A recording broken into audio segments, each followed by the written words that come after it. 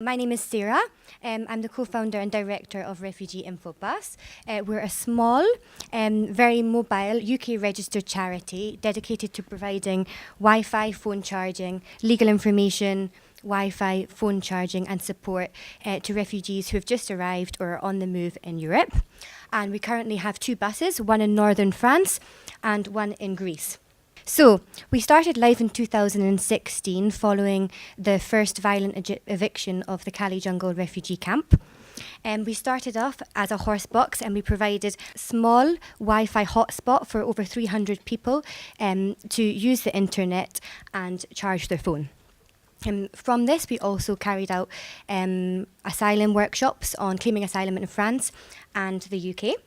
In our first year, we facilitated over 91,000 Wi-Fi logins and delivered more than 1,000 workshops to 9,000 people. Our tech is very simple, so we can make it as accessible to as many people living in difficult situations. And we use mobile data, a directional antenna, and we provide 100 people to 300 people at a time with Wi-Fi. 2 years on from our grassroots beginning, we're continuing to provide the same service in northern France. However, the situation is far worse than in 2015 and 2016. Increased police violence means that people are forced to scatter themselves across the region, and there's no centralised camp where we can provide the asylum workshops that we did in 2015 and 2016. In order to tackle this, we want to set up an online service where we provide legal information led by asylum seekers and who have already refugees who have already been accepted and had asylum in France and the UK on claiming asylum in France and claiming asylum in the UK, what to do if you're detained, what your rights are to family reunion. This is an example of it working. This is our roadmap and our plan, which you can see in our slides. We've already run a similar project in Greece. Over the past 8 months, it's included over 30 legal information videos, reaching 500,000 people and prompting on average 100 private messages per video asking for information.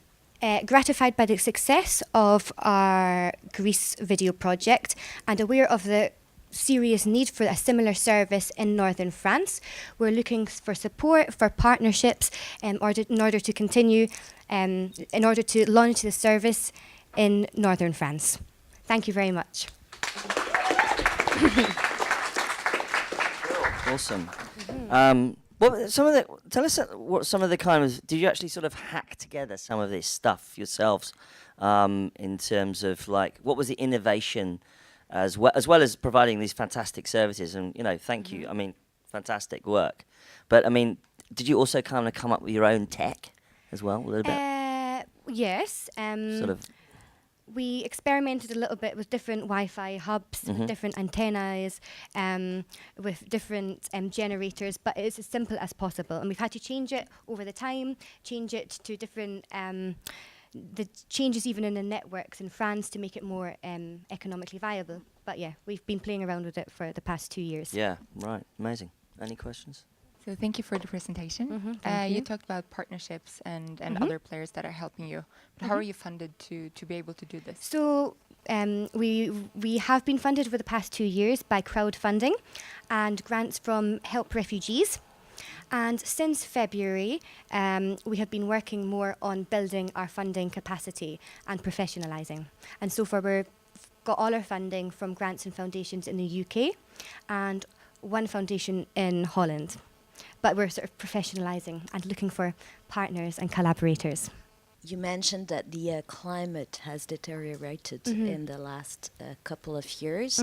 Do you try to work alongside the public authorities, or is it a sort of hide-and-seek game where you're helping the migrants, whoever they are and wherever they come from, and so that means that you might end up having to always reinvent your model given the current situation?